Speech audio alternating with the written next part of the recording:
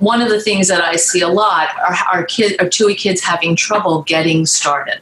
And, getting started, when kids can't get started, there are two things that goes on. There's perfectionism, procrastination. I can't do it well, so I'm not going to do it at all. And there's avoidance motivation. I'm just going to keep doing things to help me avoid it as much as I can. So what we want to do is really make the tasks small enough that a child and our teen can say, I can do that. Your TUI teen is not going to be able to do that on their own. They need you to be there, and they need you to be with them when it's time to do homework. And that's why one of the things that I really advocate is what I call family work time.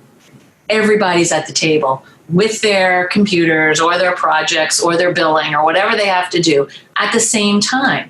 So you can kind of monitor what's happening with your kid, and your kid can ask you questions if they need to. We have to keep tasks for kids small. We have to give them a timed break that you're actually managing and aware of, and then guide them back. And what's going to guide them and motivate them and all of these things are incentives that matter to them. And that's part of the conversation with Fred. I would say to Fred, what matters to you? Like, what do you want to be doing? I just want to play video games. Okay, that's the carrot. It's not a carrot I really am happy about, but it's the carrot. So you're going to work for 20 minutes, you're going to take a break, you're going to work for another 20 minutes, and then you've earned your video time. And otherwise, no video time. Like, that's how you have to earn it, and you have to put things in those terms. And a lot of parents don't like to do that because it seems uncomfortable. It's unpleasant. You get a lot of pushback. Well, I think that's very interesting because in our little interview pre-chat, we were talking about life skills and how do you prepare kids for adulthood.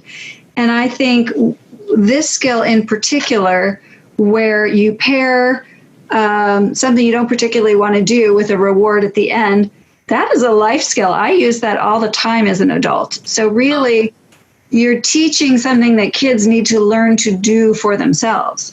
Right. So here's the thing, though. Intrinsic motivation, which is what we're talking about, the ability to do something because it's satisfying, right? Versus extrinsic motivation. You have to do it to get a result.